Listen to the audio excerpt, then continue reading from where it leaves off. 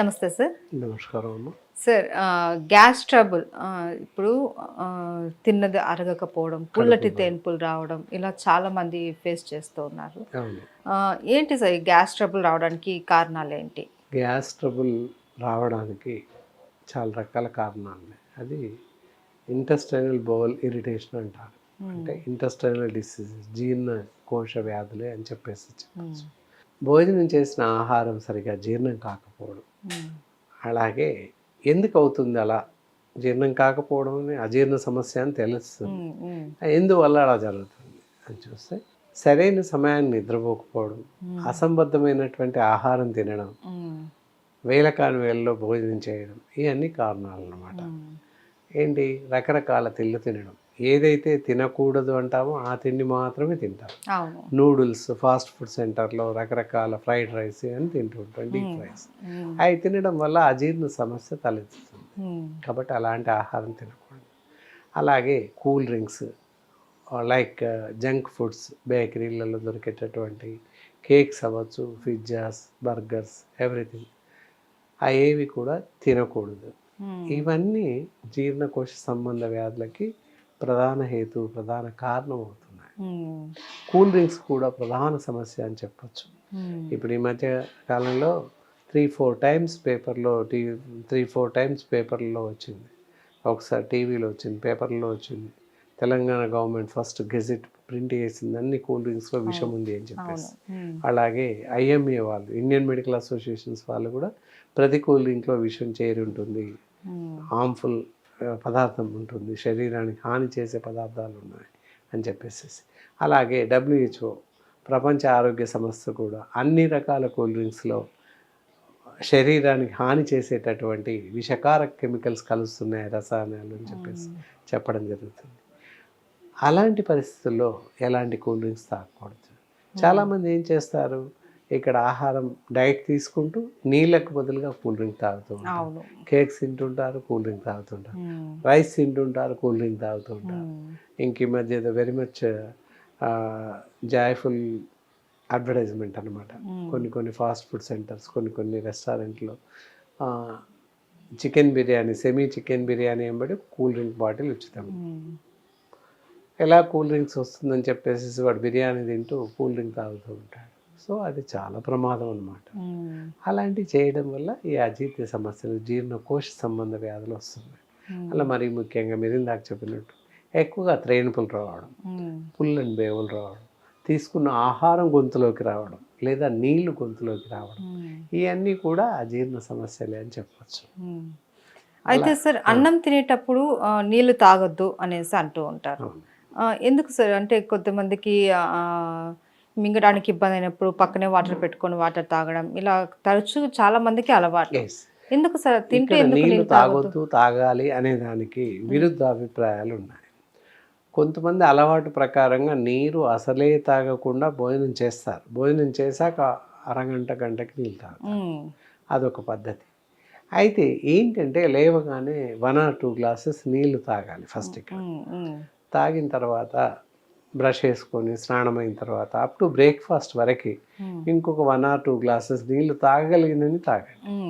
Breakfast చేసేటప్పుడు నీళ్లు తాగాల్సిన అవసరం రాదు యాక్చువల్గా. ఇఫ్ ఇన్ ది కేస్ మీరు అన్నట్టు గొంతు తడారిపోయినట్టు, సాలో అంటే మింగేటప్పుడు ఇబ్బంది అనిపించినట్లయితే కాస్త నీళ్లు తాగొద్దు అనిగా తాగొచ్చు.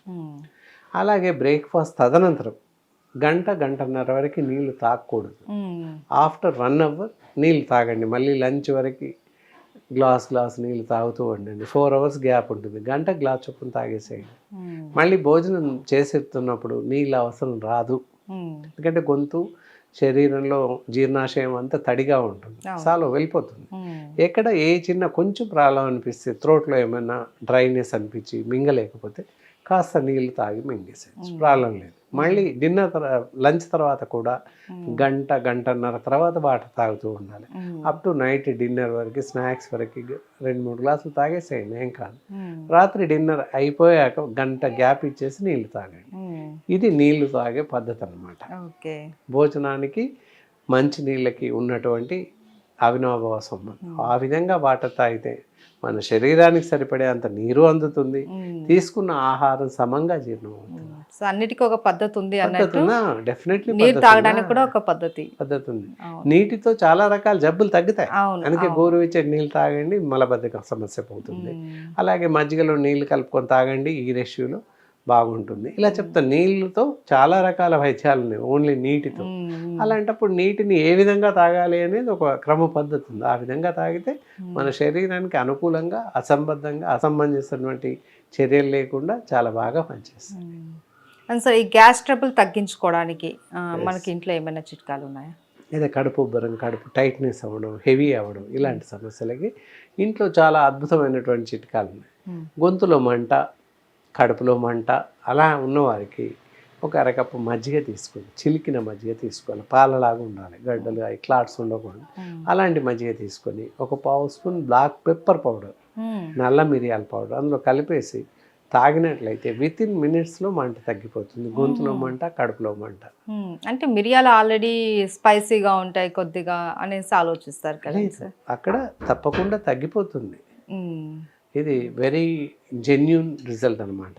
మనం ఎసిడిటీ, మంట వస్తుంది, కడుపులో మంట, గొంతులో మంట అని హాస్పిటల్కి వెళ్తే వారం వరకు ఇంజెక్షన్స్ ఇస్తూ వెళ్తే 2-3 రోజులకు తగ్గుతుంది. ఇక్కడ అలా కాదు.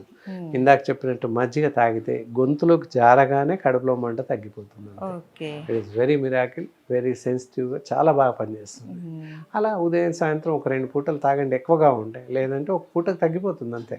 ఓకే సార్, మరి ఇంటి చిట్కా చెప్పారు మీరు, మజ్జిగ. అంటే కొంతమంది మజ్జిగ తీసుకొని వాళ్ళు కూడా ఉంటారు. అందువల్లనే బ్లాక్ పెప్పర్ పౌడర్ వేయడం వల్ల కఫం రాదు. జనరల్గా కఫం వస్తుంది అనే ఉద్దేశంతో తాగారు. సరే, అలా మజ్జిగ తాగలేని వాళ్ళు, ఇరిటేషన్ ఉన్న వాళ్ళకి ఇంకొక మంచి చిట్కా ఉంటుంది. అదేంటంటే పెసర పానీయం. పెసరపప్పు, మూంగ్ దాల్ అందరికీ తెలుసు. ఒక 2-3 స్పూన్స్ లేదా ఒక గరిటె తీసుకొని 1-3 మినిమం ఒక 1-2 గ్లాసెస్ వాటర్ వేసి బాగా మెత్తగా ఉడికించేసేయాలి. పల్సగా, మామూలుగా లిక్విడ్ డైట్ పప్పులాగా అలా పల్సగా చేసేయాలి, లిక్విడ్ లాగా. పెసర పానీయం అని దానికి పేరు. ఒక టంబ్లర్ ఆఫ్ పానీయం తీసుకొని అందులో కాస్త ఇలాచీ పౌడర్ చేసి వేసేసుకొని కొంచెం మరగబెట్టేసి అందులో కాస్త టేస్ట్కి షుగర్ కానీ బెల్లం కానీ వేసుకొని తాగినట్లయితే కడుపు ఉబ్బరం సమస్య, గ్యాస్ ట్రబుల్ తగ్గిపోతుంది. కడుపు టైట్నెస్, హెవీగా ఉండడం తగ్గిపోతుంది. అలా తగ్గలేదు అంటే వాళ్ళకి గ్యాస్ ట్రబుల్ కాదు అని అర్థం. వాళ్ళకి ఇంకొకటి ఇక్కడ ప్రధాన సమస్య చెప్పుకోవాలి మనం. చాలా మంది జనాలు, ఒక 20 మందిలో 2కి మాత్రమే గ్యాస్ ట్రబుల్ ఉంటుంది, మిగతా వాళ్ళ ఎవ్వరికీ ఉండదు. వాళ్ళు అపోహపడతారు, మా గ్యాస్ ట్రబుల్ ఉంది, గ్యాస్ ట్రబుల్ ఉంది అని అనుకుంటుంటారు. ఎసిడిటీ ఉంది, గ్యాస్ ట్రబుల్ ఉంది అని చెప్తారు. మీరు చెప్పారు గొంతులో మంట, గొంతులోకి వాటర్ రావడం, త్రేన్పులు ఎక్కువ రావడం, అది సమస్య. అవి ఏమి ఉండవు, నాకు గ్యాస్ ట్రబుల్ ఉంది అని చెప్పేసి అంటుంటారు. కడుపు ఉబ్బరం కూడా ఉండదు అంటారు. ఎందుకంటారు అంటే ఒక రకమైనటువంటి సానుభూతి అంటారు కదా, జనాల్లో సానుభూతి తీసుకోవడం, వీళ్ళకేదో అరే పాపం బాగాలేడు అని అనుకోవాలని ఒకటి. ఇంకొకటి ఏంటి అంటే వాళ్ళకి తెలియదు, అవగాహన ఉండదు. ఏ అవగాహన ఉండక ఏంటంటే అపాన వాయువులు, మనకి బైక్కి పైన పెట్రోల్ వేస్తాం, వెనుక నుంచి పొగ, కార్బన్ మోనాక్సైడ్ వెళ్ళిపోతుంది. అంటే త్రూ యానస్, రెక్టం ద్వారా విషవాయువులు వెళ్ళిపోతుంటాయి. విషవాయువులు వెళ్ళిపోవడాన్ని గ్యాస్ ట్రబుల్ అని అనుకుంటారు జనాలు, కానీ కాదు. అపాన వాయువులు వెళ్ళిపోవాలి, ఎప్పుడు వెళ్ళకుండా ఉంటే చాలా ప్రమాదం. అవి వెళ్ళిపోతుంటాయి, అలా వెళ్ళిపోవాలి, సహజం. అలా వెళ్ళిపోయేదాన్ని వీళ్ళంతా గ్యాస్ ట్రబుల్ ఉంది అని చెప్పేసి అనుకుంటారు. అనుకుని షాప్లోకి వెళ్ళి ఈనో తెచ్చి వేసుకోవడం, లేదా ఇంకేదో ట్యాబ్లెట్స్ వేసుకోవడం, లేదా డాక్టర్, ఇది సమస్య. వాళ్ళు ఎంతసేపు చెప్తారు డాక్టర్ గ్యాస్ ట్రబుల్ ఉందంటే ఉండొచ్చులే అని గోళీలు రాస్తారు వాళ్ళు.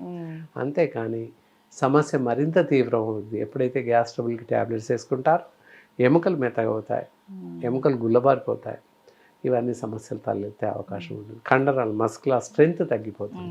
మీరు అన్నట్టు అపాన వాయువు అన్నది కూడా పెద్ద సమస్య సార్. చాలా మంది పాపం 10 మందిలో ఉండలేరు. అలా కాదు, అదే ఆ సమస్య అనుకుంటే ఆరోగ్యం దెబ్బతింటుంది. అది రాకుండా ఉండాలి అంటే మనం సైలెన్సర్లో ఏ బట్టను పెడితే బండి నడవదు, స్టార్ట్ కూడా అవ్వదు కనీసం. సేమ్ అలాగే స్టార్ట్ అవ్వలేదు అంటే ప్రాణం పోయింది అన్నది లెక్క. ఇక్కడ కూడా అలాగే ఉంటుంది. ఎప్పుడైతే ప్రెషర్ వెళ్ళదో బయట నుంచి, అలాంటప్పుడు పైకి రిఫ్లెక్షన్స్ వచ్చే అవకాశం ఉంటుంది. Reflection is very danger. Reflection correct కాదు. అండ్ ఇంకేంటి సార్, ఆయుర్వేదంలో మనకి ఏమైనా సొల్యూషన్ ఉందా? ఆయుర్వేదంలో చాలా అద్భుతమైనటువంటి చిట్కాలు ఉన్నాయి, చాలా మంచి మందులు ఉన్నాయి. ఆయుర్వేదంలో ఇంకా చూస్తే వామ్ వాటర్ అంటారు, ఓమ నీరు రెడీమేడ్ దొరుకుతుంది వామ్ వాటర్, లేదా ఇంట్లో కూడా ఒక అర స్పూన్ వాము వేసేసి నీళ్ళు వేసి ఉడికించేసి తాగొచ్చు. అలా తాగితే కూడా కడుపు ఉబ్బరం అలాంటివి తగ్గిపోతాయి. అలా కాకుండా ఇవన్నీ సమస్యలకు కూడా ఆయుర్వేదంలో అద్భుతమైనటువంటి మందు ఉంది.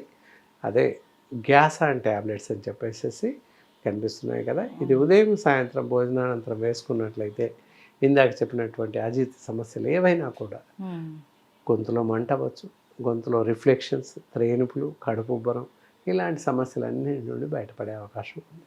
Okay, thank you so much sir. నమస్కారం అండి.